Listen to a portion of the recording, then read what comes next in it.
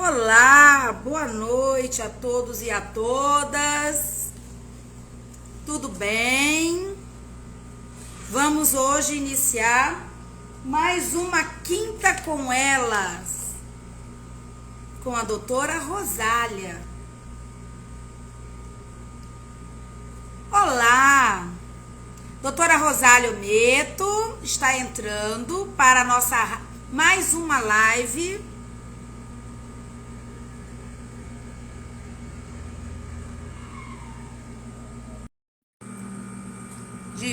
na nossa quinta com elas. Vamos lá. Olá! Oi, Ana. Tudo bem? Boa noite, doutora Bem, Rosália. boa noite. Como vai? Mais uma noite do Quinta com elas. Hoje nós temos Sim. extremamente importante para falar com os nossos colegas aí e com os nossos ouvintes. Vamos convidar as pessoas aqui primeiro. Peraí, deixa eu só fazer um convite aqui. Sim.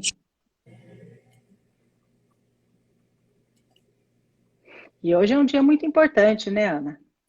Hoje nós comemoramos a abolição da escravatura, né? Eu não diria tão comemorar, mas no mínimo refletir sobre ela, né? Porque ela de fato, não ocorreu na prática, né? Da forma como deveria ter, ter ocorrido. E a E gente tem grandes desdobramentos aqui no nosso país por conta disso, né, Ana? Mas, enfim, já convidei bastante pessoas, já mandei aviãozinho. Mais uma Isso. vez, boa noite a quem está Boa chegando. noite. Vamos iniciar mais uma live Quinta com Elas. Quinta com Elas é um projeto social desenvolvido pela ABA, Associação Brasileira dos Advogados, uma associação que tem 18 anos em Brasília e que tem como objetivo a integração e o network, uma rede de relacionamento entre os advogados. Eu, como diretora em Mato Grosso, e a doutora Tatiana Fortes, desenvolvemos em outubro de 2020 o Quinta com Elas, que visa trazer informações, orientações para pais educadores sobre a presença das crianças e dos adolescentes nas redes sociais e no mundo digital. E sempre com convidadas especiais, que têm prática, que pesquisa, e que têm condições de trazer para nós mais informações acerca desse tema, né, que nos preocupa tanto. E a doutora Rosália já está comigo pela segunda vez, porque a primeira vez foi fantástica, nós tivemos muita gente que elogiou, que gostou, e Que tem, assim, bom! nossa, muita, porque depois que termina a live, eu envio para muita gente também. E muita gente assiste depois. Isso é o grande bom dela ficar gravada e a gente Sim. mantém ela gravada. Também nós enviamos para todos os grupos, inclusive da ABA, que aqui em Mato Grosso tem 150 associados. Aí depois, quem não pôde assistir, sempre dá uma passadinha lá. E sendo um tema muito interessante. E hoje nós vamos falar sobre blackfishing, né? E os discursos opressivos na internet. E é importante que nós saibamos o que é e como isso funciona na prática. Nós como somos da área do direito, não podemos ficar alheio, ainda que a gente não trabalhe com essa área propriamente dita, mas nós precisamos conhecer, identificar por nossa conta, conta da nossa família, e também para que a gente possa indicar uma solução para quem nos procura, não é? Nós não trabalhamos com isso, mas eu já ouvi falar, eu sei o que é, e vou indicar uma colega ou um psicólogo, enfim, alguém que possa lhe ajudar a resolver esse problema. E com a palavra, a doutora Rosália. Muito obrigada pelo convite, Ana. É uma satisfação estar aqui. Para mim, é uma coisa muito importante que ao longo da minha trajetória foi se desenvolvendo, que é a situação do seguinte: eu, uma mulher branca, nascida loira, de olhos claros, altamente privilegiada, e como diz o Leandro Carnal, nasci salva por conta única e exclusivamente da minha pele, da cor da minha pele, está falando sobre esse assunto do blackfishing, do racismo e de outros assuntos que nós vamos tratar aqui no dia que é o dia oficial da abolição da escravatura. E qual é o meu lugar de fala nessa história toda?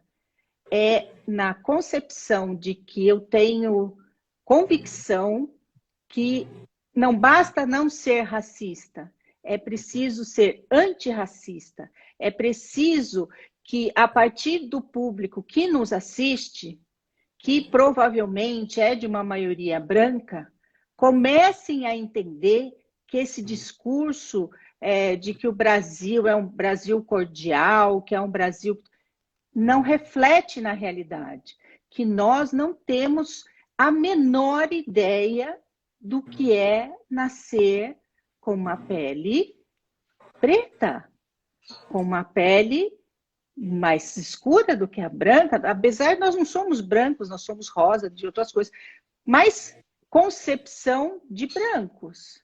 Como vivenciar isso?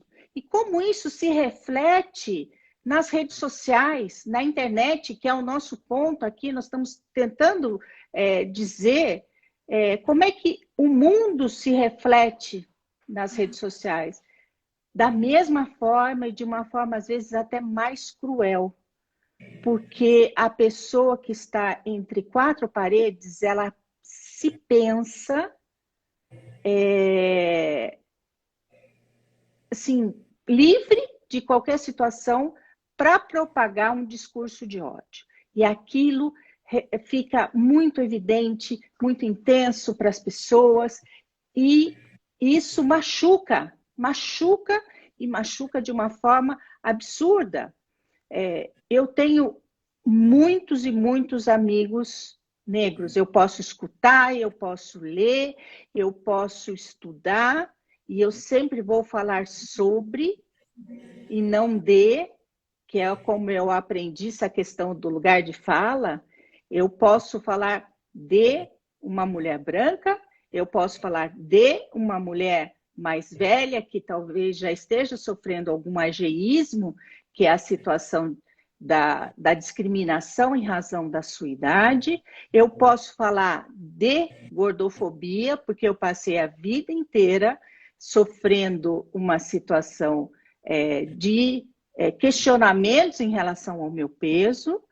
Eu posso falar de misoginia, eu posso falar de relacionamentos abusivos, mas eu jamais vou poder falar de vários outros tipos de preconceito. Eu falarei sobre outros tipos de preconceito, porque estudei sobre isso, procurei fontes. Inclusive, Ana, uma das coisas que eu gosto quando a gente faz as nossas lives, como elas ficam gravadas, eu depois transporto para o meu canal do meu escritório, e ali eu faço uma curadoria de tudo que a gente foi conversando aqui. Eu tenho todo um mapa das coisas que eu vou elencar aqui. Então, ficam como dicas. As pessoas podem falar assim, nossa, mas o que será? Como é que eu procuro tal coisa? Me perdi. Ali eu tenho feito, o espaço é de grande tamanho, então eu procuro colocar todos os links que estão ali. Até essa vez eu precisei fazer com um encurtador de link para poder diminuir o espaço, porque tinha muita informação legal para passar. Então, isso é muito bom, porque é uma fonte de pesquisa para vocês que são estudantes, para nós que somos advogados, que às vezes precisamos ir procurar num lugar onde tenha mais estudos, dados, né? Porque nós que trabalhamos com isso, principalmente na área de família e psicólogos, precisam ler muito sobre isso. Precisam ter esses dados em mãos.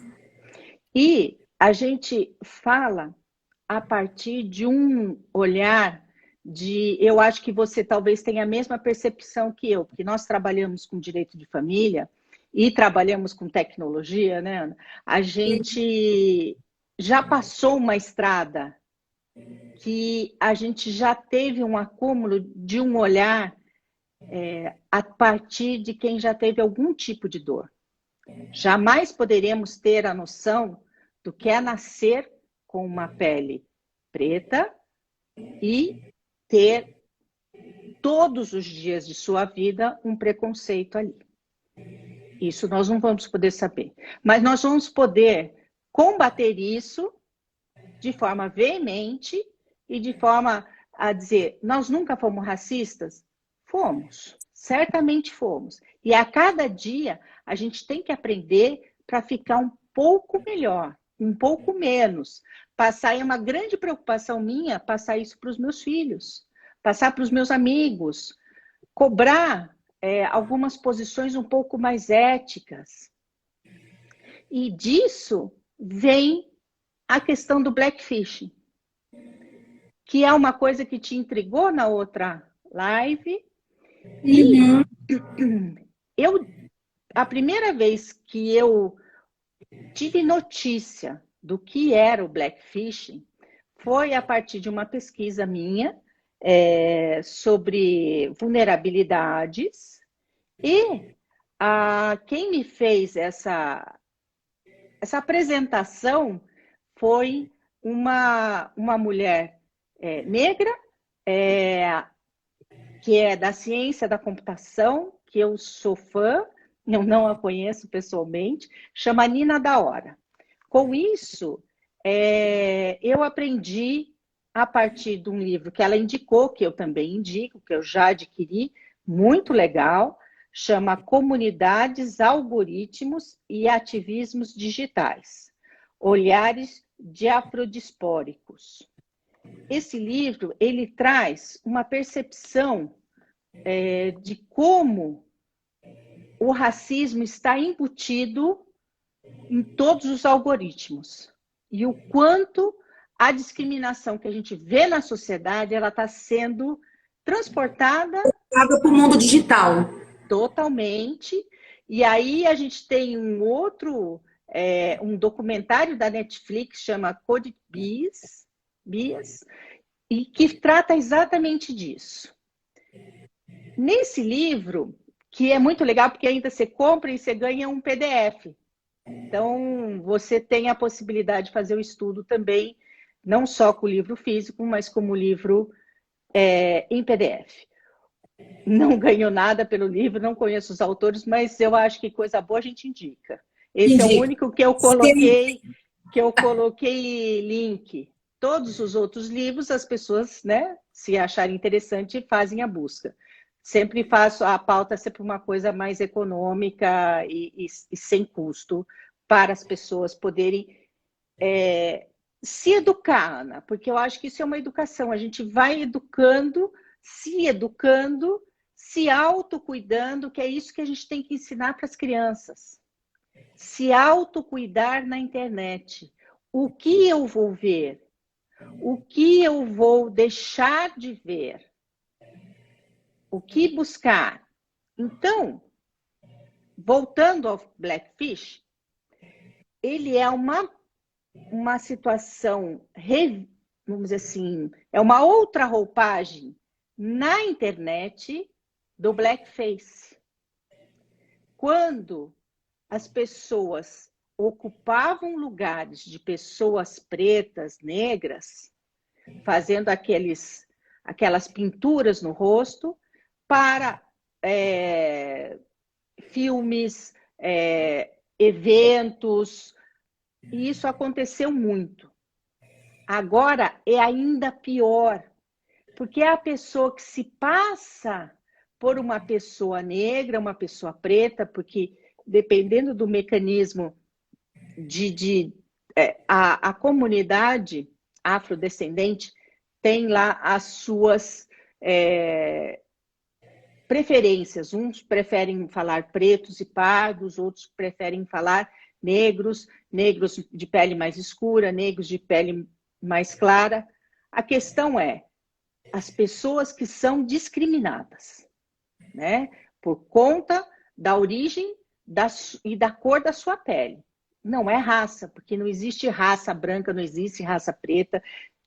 Não existe Raça humana. É raça humana, exatamente. Nós somos, eu escutei hoje o Karnal falando com o Emicida, muito legal, o programa deles é sensacional. Ele estava falando que se um ET viesse, ia achar a gente mais parecido com símios do que qualquer outra coisa. Então, a diferença genética para o símio já é minúscula, entre nós, nenhuma. Então, essa questão é um posicionamento social que a gente tem que ser revisto, como muita coisa a gente já reviu. E o blackfishing vem para colocar o quê? É monetizar um lugar que não é próprio. Tudo que eu estudei sobre isso narra o seguinte: não é que você não pode usar um turbante, não pode usar alguma coisa que remeta a uma origem africana. Não é essa a questão. É você se utilizar disso para ganhar dinheiro e tirar a oportunidade de quem realmente o é. No sentido de que, se eu usar um turbante como influenciadora digital, por exemplo, eu vou conquistar um público negro, porque ele vai se identificar ou vai dizer, olha, mas que legal, porque ela usa, então ela é uma branca, mas é uma de nós. Mais ou menos isso, né? Mais ou menos isso. Então, vários exemplos, eu não vou dar os exemplos aqui nacionais, mas elas falaram muito dos exemplos americanos. Então, você usar disso, tem influencers americanas que se pintam, fazem de negras, porque acham legal. Não sei até que ponto as pessoas podem acreditar que isso é legal. Porque quando você vê a realidade dos afrodescendentes aqui no Brasil, é assustador. Não é tão diferente daqui, não. É assustador. Porque aqui nós temos a maioria da população, não é minoria. Nos Estados Unidos, nós temos mais ou menos 10% que não houve muita miscigenação. Então, há uma porcentagem menor da população. Mas aqui é a maioria da população. É a maioria da população que sofre esse preconceito e sofre esse preconceito nas redes sociais. E tem um lugar, Ana, que é assim, pensa numa dica show. É um canal, é uma plataforma que tem na internet, chama SaferNet Brasil. Ele é uma plataforma de denúncia. Então, eles fazem há 15 anos ajuda. Quais são os temas mais computados deles? São o racismo, a homofobia, a intolerância religiosa, o neonazismo, os maus tratos contra animais, tráfico de pessoas, violência ou discriminação contra as mulheres, xenofobia, apologia ou incitação ao crime contra a vida e a pornografia infantil. Então, é um canal que, se você vê alguma coisa na internet que você perceba que seja algo relacionado a algum tipo desses crimes, você denuncia e eles caem. Agora, assustadoramente, mas a gente sabe, infelizmente, que isso é real, o maior número de denúncias, mas a denúncia contra racismo na internet. Porque em 15 anos, o número aqui chegou só de racismo a 589 mil, quase 590 mil denúncias anônimas sobre racismo, envolvendo 106 páginas da internet. É porque as pessoas acham que a internet é terra de ninguém. A própria repórter da Globo sofreu racismo, assim, um ataque, né? Até há pouco tempo, Eu acho que eles entendiam que, como não tinha uma legislação específica para a internet, podia fazer. Enquanto que a legislação penal que existe, ela serve para ser aplicada em qualquer lugar.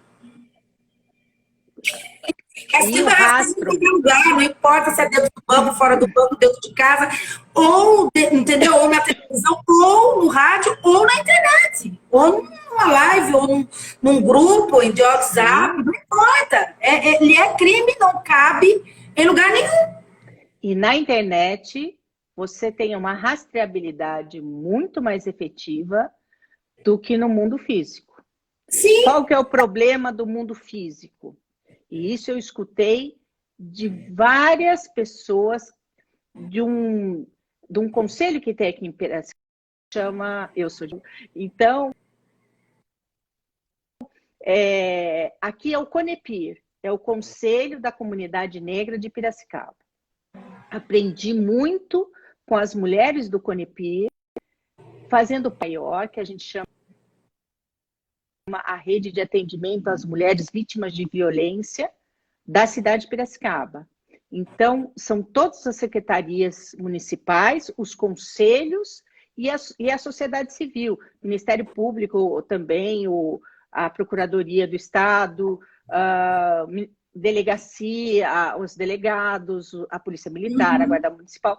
Então, todo esse conjunto de pessoas, a gente se reúne uma vez por mês e a gente trata das questões relacionadas às mulheres vítimas de violência e também de proteção, uma coisa antes e o depois. Com isso, a gente trabalhou muita coisa junto, nós fizemos até uma cartilha sensacional que eu também indico, porque se mais comunidades tiverem isso, as mulheres têm mais possibilidade de se sentirem protegidas. Para onde eu vou, aonde eu vou quando acontece tal coisa, aquilo outro. E durante as nossas reuniões, uma vez eu usei um termo que hoje é considerado pejorativo para uma mulher de pele mais clara. Aquele que a gente sempre fala para a mulher que é, vamos dizer assim, a passista de samba, da escola de samba, aquele estereótipo todo da mulher gostosa e tudo mais. Eu disse, e ela falou assim, você não deve usar esse termo, que é o mulata, que é a mistura da mula com o jumento. É uma pessoa estéril, tem reprodução. Então, é extremamente pejorativo. E eu me desculpei. Falei, me desculpe, eu não sabia. Isso faz 2 anos, Ana. 2 anos, não é? O meu filho tem uns 2 meses. Eu nunca tinha parado, é igual criado mudo. Eu nunca tinha parado para analisar, porque você ouve isso na sua infância inteira. Você vai achando que é natural. Porque você não procura saber a origem. Não me foi também ensinado na escola a origem dos utensílios que a gente tem na casa da gente. Tá? Então, por exemplo, tem muita coisa que a gente fala e não sabe a origem disso, entendeu? Da onde vem a origem da palavra cama? Nem a palavra cama, que é uma coisa que a gente fala. Não sei. Mas todas essas palavras que agora, né, estão... Que agora, com a questão de uma comunicação mais aberta, me parece que existe uma sociedade de jovens que querem abordar isso, trazendo para a sociedade que a dor deles, ela é também traduzida nos símbolos dos quais nós introjetamos na nossa cultura. Sim. Então, quando nós falamos assim, o criado mudo, a mula, obviamente não estamos falando isso com a intenção, mas isso foi criado lá atrás com essa intenção. E isso vem no nosso pensar, né? E isso dói. Só é mimimi para quem imagina que seja, porque ele nunca sofreu um mimimi. Quem já sofreu algum tipo de mimimi, né? Entre aspas, vai perceber que não é. Isso é preconceito. Isso são formas. Você falava voz Isso é uma no criada, é passado. cria da mulher, a criada é a cria da dona da casa, da fazenda. É que é criada. O povo As escravizado. donas de engenho iam lá escolher uma pessoa, uma criança que nasceu para colocar dentro da casa, para morar na casa grande. Aqueles eram os criados. Por que criado? Cria é uma cria, não é uma pessoa, é uma cria. É mais um E objeto. leva para dentro de casa. Então E ela é uma aí, e isso é horrível. não usa esse termo para se referir a empregada. Criada, doméstica. Tem todos esses papéis que tem que ser revistos. São empregada. É empregada. Não é E a doméstica. funcionária, que eu acho que fica até melhor, né? A funcionária, Mas a assim, secretária do lar. algumas coisas têm que ser revistas. A gente reviu Voz Me Ser para você. Por que a gente não pode a mesa de cabeceira, em vez de criado mudo? Uma afrodescendente, em vez de dizer uma mulher mulata. E aí, essa minha amiga, a Marilda, que me ajuda muito, ela disse assim, eu pedi desculpas, e ela disse assim, você não sabia, então tudo bem, mas agora você sabe. Agora você sabe. É o que E meu ela me filho alertou falou. disso. Agora você sabe. Então, cuidado quando você for falar. Então, a gente tem que se policiar. Agora eu já sei, né?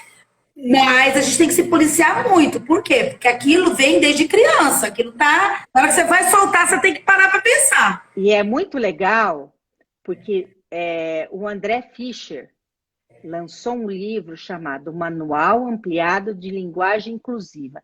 É excelente. Eu vou adquirir. Quem não tiver Manda condição para de mim no adquirir... WhatsApp, porque eu baixo tudo do Amazon e leio. Quem não tiver condição de ler, tem uma palestra dele com o Leandro Carnal falando sobre esses assuntos. Foi assim que eu conheci o livro, comprei e vi um monte de coisa que eu usava e que eu não vou usar mais. Mas ele dá uma dica. Isso é uma construção. A gente não vai conseguir mudar tudo da noite para o dia, a gente não vai conseguir terminar tudo, mas a gente vai conseguir modificar alguns hábitos pensando primeiro na escrita, porque é mais do que a fala. Então, para o jovem que está ali, para qualquer pessoa, quando você for escrever nas redes sociais, reflita um pouco. Quando você for falar, se você errar, peça desculpas e da próxima vez não tente errar. Pense antes de falar. Eu sou uma pessoa que fala, às vezes, muito impulsivamente. Então, eu já quebrei a cara várias vezes, sabe? Mas outras, eu já fui me policiando. Então, hoje eu tomo um gole de água, que é coisa que eu dou dica para as pessoas quando são assim, que nem que eu. E eu falo, olha, tome um gole de água antes de falar, pense, né? E são olhares que a gente vai fazendo para você ver aqui. Essa semana, pesquisando para as coisas que eu ia trazer aqui, eu peguei um livro que eu comprei há anos atrás. Eu falei, nossa, que legal. Quando entrou a questão para o currículo escolar, de você ter um estudo maior sobre o continente africano. E aí o livro falava de africanidades. Aí hoje eu peguei, aí eu fui pegar essa semana para ver. Sabe quantas? Tem fotos em quase todas as páginas. Tem 100 e tantas páginas. Tinha 5 fotos com crianças negras, afrodescendentes, de pele mais clara. Quase nenhum tinha o cabelo bem crespo. Então, isso é blackfishing. Porque você usa crianças brancas para dizer que está tudo ok? Que nós estamos tratando do africanismo. Mas isso não é tratar do africanismo. Isso é você colocar um pano cor-de-rosa, uma máscara e dizer que está tudo bem. Não está. Não está tudo bem.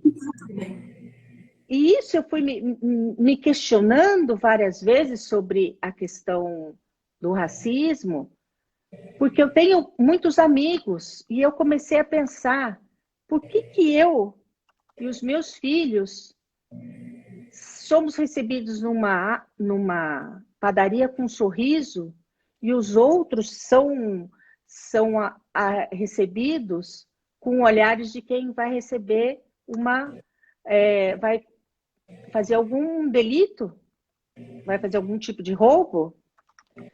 Eu nunca fui perseguida numa loja, mas isso é uma constante. As pessoas entram com as mãos para cima, abrindo a bolsa. Isso é um absurdo. Então, nós vivemos em realidades paralelas. E a importância de você trazer esse assunto para as pessoas refletirem. E as pessoas invisíveis? Sim! Elas são invisíveis. São invisíveis. São invisíveis. São invisíveis como são invisíveis. A comunidade LGBTQIA+. E por que falar todas essas siglas? Porque a pessoa tem que se sentir incluída. Então, você tem lésbicas, gays, bi, transexuais, intersexo, a pessoa que não se relaciona com nada e aquela que ela se sente um ser humano, ela não tem essa aí é uma situação que as pessoas não se sentem incluídas. Então, por que dizer tudo isso? Mas eu vou te dizer uma coisa. No dia 10 agora, de junho, nós vamos ter uma quinta com elas, com o presidente da CPM, que chama Confraria dos Profissionais de Marketing, do qual eu sou a única advogada membro dessa confraria aqui em Mato Grosso. E qual vai ser o nosso tema? Vai ser os jovens e o cancelamento, e o fenômeno do cancelamento. E por quê? Porque nós tivemos uma reunião semana passada e a confraria se reúne a primeira segunda-feira de cada mês. E nessa primeira segunda-feira desse mês, de maio, foi trazido um levantamento feito por uma instituição de marketing da Inglaterra, que já nos apresentou o futuro do marketing até 2023.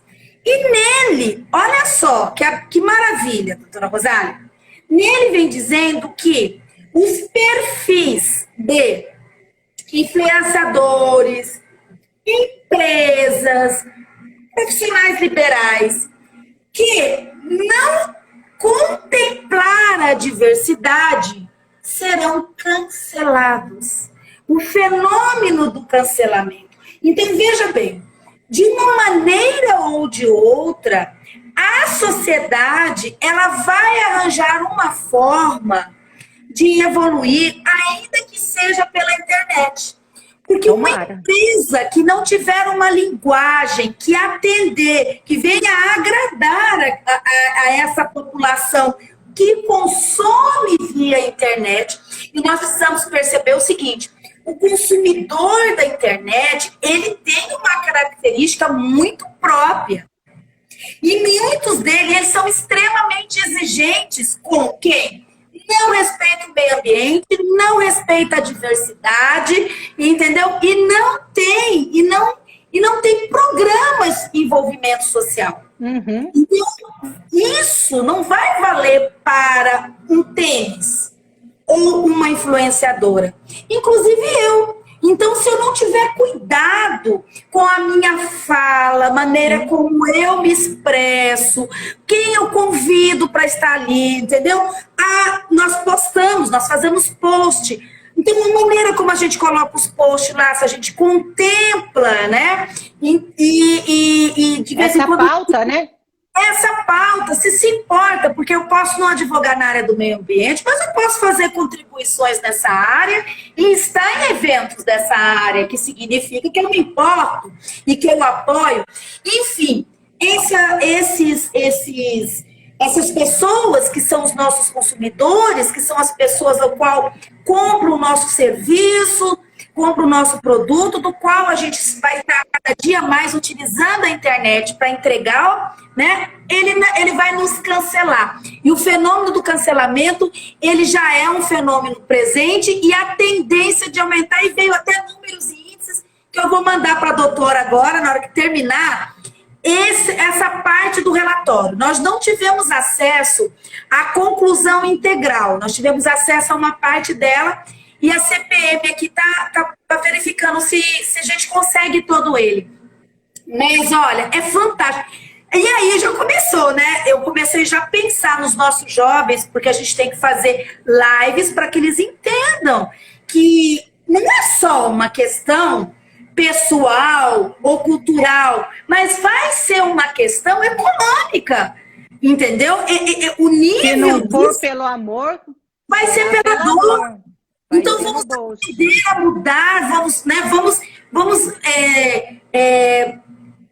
compreender, mas a nossa adesão ao antirracismo não significa que a gente tenha que se vestir de negro para poder dizer que a gente não é por aí, entendeu? Cada um tem que gostar de si do jeito que é e respeitar o outro do jeito que ele é e não ter preconceito e medo, né? Porque na realidade a marginalização do negro que faz com que eu entre numa padaria, sou bem recebida, e o outro estou com medo. Por quê? Porque criou-se no mindset deles de que a população negra é que é bandida, que não é confiável, que que não tem nada a oferecer, que está no baixo, que não ganha o suficiente. Então, essa criação desse racismo estrutural é que a gente precisa fazer uma limpeza, né? E isso vai ser feito, doutora Rosália, isso já está num processo evoluído, e azar de quem não se incomoda. Fazer isso aí não é problema meu. Isso daí eu não discuto que sou contra nem a favor, muito pelo contrário. Não tem, não vai existir. Você se beneficiou, é uma coisa coletiva, não é eu invento. Toda pessoa que mora no Brasil, ele se beneficiou de 300 anos de escravatura, entendeu? Desse povo escravizado. E eu vou dar 2 exemplos para você com isso, e depois vou falar de 3 situações que eu ainda vou lutar a partir do amor, indicando situações que eu acho muito interessante de serem colocadas em prática. As 2 situações, uma eu não tinha conhecimento até 2 anos atrás, pela minha amiga, né? Que aqui em Piracicaba tinha sido lançada um folheto para os jovens pretos e negros, né? Pardos, e que era como se portar numa batida policial. Nossa. A gente nunca parou para pensar nisso, Ana, porque nós somos privilegiadas. Os nossos filhos nunca passaram por isso. Mas se você tem, na década de 20, dos anos 20, do século 21, isso é porque isso acontece. E aí eu fiz uma pesquisa, tem várias dessas cartilhas em vários locais do Brasil. Isso que a gente vê acontecendo no Rio de Janeiro, na favela, é uma coisa recorrente. Isso não poderia acontecer, isso acontece aqui, na minha cidade, e deve acontecer em um monte de situações, né? Isso não deveria acontecer. Como que a gente faz? Dando oportunidades, né? Um dos canais que eu conheci, inclusive eu estou com a camiseta que eu apaixonei, que é da Luana Janot, e ela tem um Instituto Brasileiro de Igualdade Racial. E a igualdade racial é para todo mundo, inclusive para os indígenas. Então, ela abrange toda essa camada. Então, ela indica pessoas. Então, assine o manifesto antirracista dela, é sensacional. Quando o Paulo Gustavo, o ano passado, abriu o canal dele para Djamila Ribeiro, que aí eu fiquei mais fã dele ainda, né? Eu já gostava pelas histórias todas e fiquei muito triste Eu com a também, morte fiquei dele, deprimida com a muito morte triste, dele. muito triste. O Bruno Galhaço abriu o canal dele para a Luana Janot. Aí eu conheci, aí eu fui fazendo conexões de pessoas, porque eu quero entender um mundo que eu não vivo, mas que vive ao meu lado, que não é tão longe, é aqui.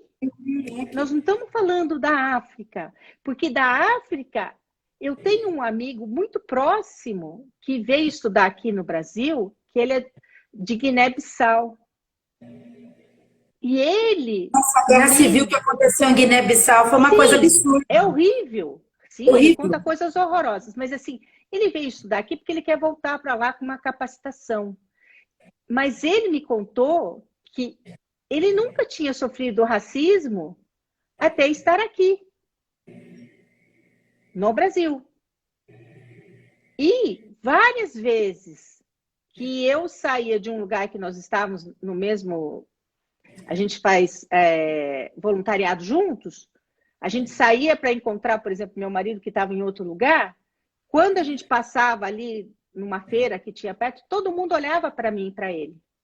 Como quem diz, o que você está fazendo com esse aí? Quem que é essa gente? Esses termos me incomodam profundamente. Então, nós nunca vamos saber isso. A filha de uma amiga minha, com 8 anos de idade, chorou porque ela queria nascer de outra cor. Sabe? Isso é muito triste.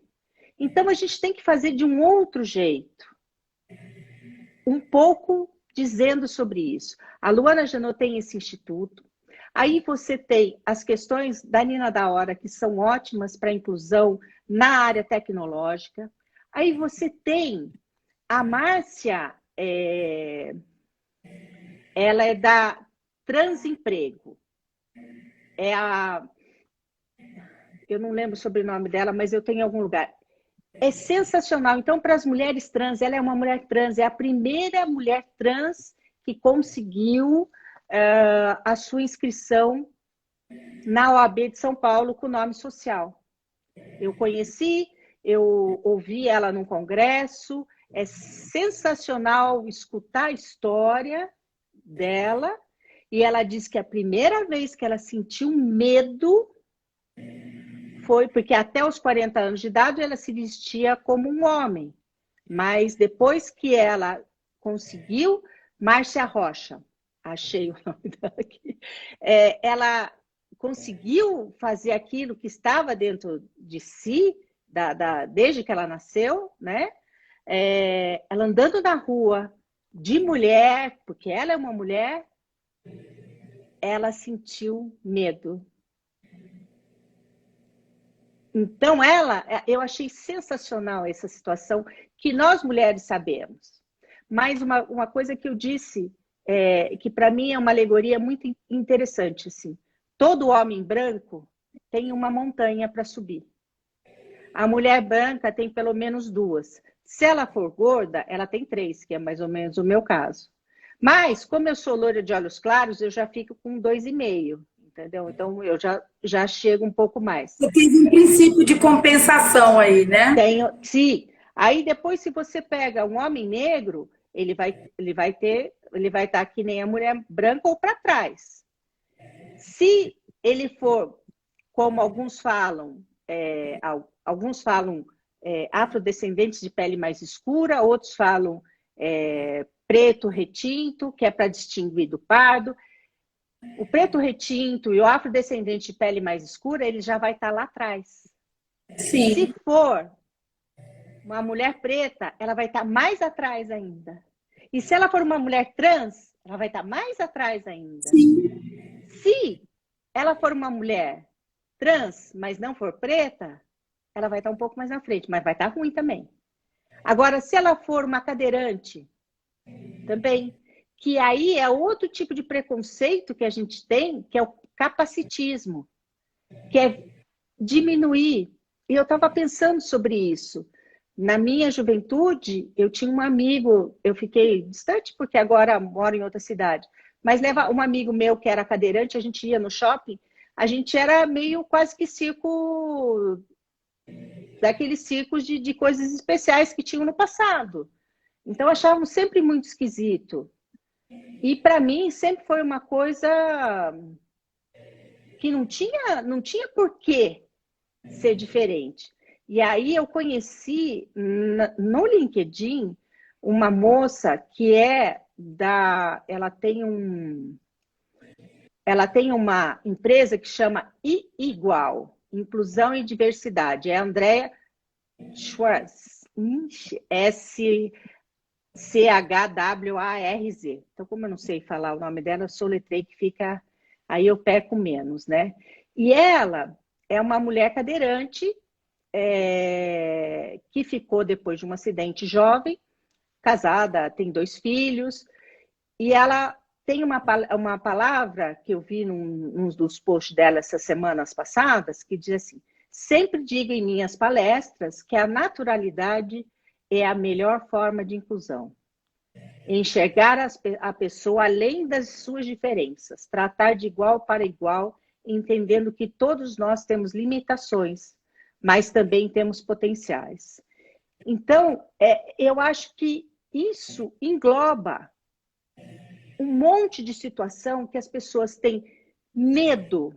Uma boa parte da internet, ela vive a partir de medos. Eu tenho medo de perder meu lugar. Mas qual é o seu lugar? Um lugar que foi colocado de bandeja para você? Não foi conquistado? Ah, mas vamos para a meritocracia. Se a pessoa tentar muito, ela vai... Ela começou a corrida de que ponto? Você está começando aqui. O homem branco está aqui para subir aquela montanha. A outra pessoa, ela está a quantos quilômetros de distância? De você.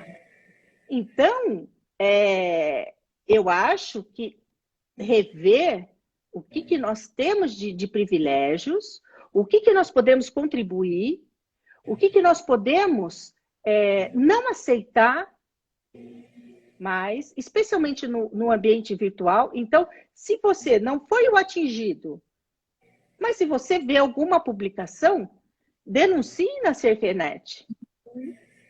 Eles vão fazer os canais, o Facebook tem canal de denúncia, eles derrubam essas situações. Porque a dor que a pessoa teve no preconceito a partir da internet, talvez não se cure. E isso leva a muitas e muitas pessoas ao suicídio. Isso é grave.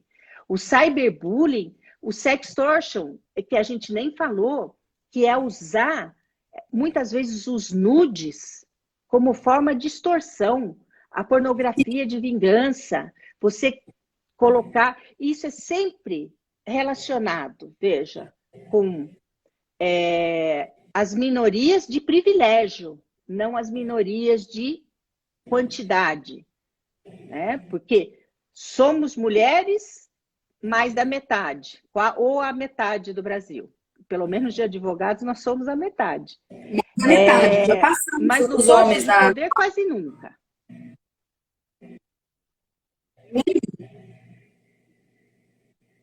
É isso aí.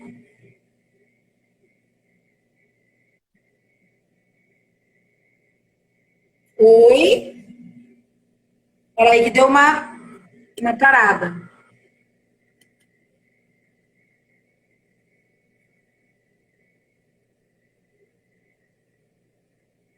Oi?